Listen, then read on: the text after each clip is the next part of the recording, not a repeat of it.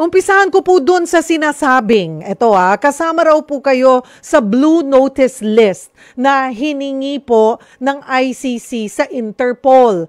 Although hindi pa po ito kinukumpirma ng Interpol, ano po ang reaction nyo on this? Wala mang problema dyan, Cheryl, kasi Blue Notice list lang yan.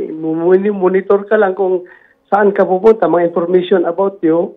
Opo. Yun lang naman ang hinihingi yan. Hindi naman yan warrant of arrest.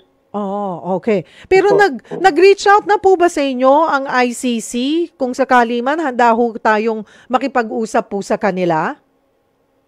I don't know kung ito'y merong nag-reach out sa opisina ko, pero hindi pa namin confirm yung true identity nito, kung authentic ba ito talaga ng mga tao. ICC ba ito sila, pero as of now, hindi kami nakipag-engage sa kanila because yun nga, wala naman silang jurisdiction sa atin, kaya hindi namin sila in-engage.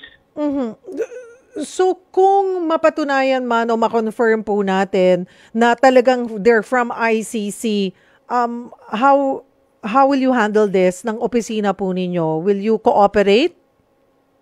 Well, yun nga, kung mag-cooperate ka, it's tantamount to submitting to their jurisdiction, di ba? Okay. At kiniklaim naman talaga natin na wala silang jurisdiction sa atin, so hindi na tayo mag-cooperate. Sinasabi ay posibleng maglabas po ng arrest warrant next month. Well, pag maglabas sila ng warrant next month, tingnan natin kung anong gagawin ng ating gobyerno. Basta ako, I do not recognize that warrant of arrest. I do not recognize dahil wala silang jurisdiction sa atin. Kung magpupumilit sila, tingnan natin kung ano mangyari. Magpupumilit sila. Kuhanan ko na rin po kayo, Senator, panghuli. Ano pong masasabi nyo dito sa mga inihaing reklamo po ngayon ni dating Senador Trillanes laban po sa mga Duterte at kaalyado nito? Though hindi po kayo kasali doon. Well, matagal naman yung mga kasong pinagpapile na. Sige lang, go ahead. Kung anong gusto niyang gawin, hayaan mo lang siya. Meron naman tayong korte. Ang importante, dito niya pinail sa korte natin sa Pilipinas. Okay yan. Go ahead, Mr. Trillanes. Gawin mo yung gusto mo. Sige lang.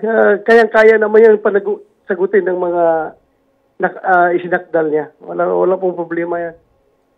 Whether or not, kung anong motive niya sa pag-file, anong background, bakit, ganon, siya na nakakaalam yan. Pero hindi po atras yung mga pinala niya ng kaso. Sasagutin yung kaso na pinala niya.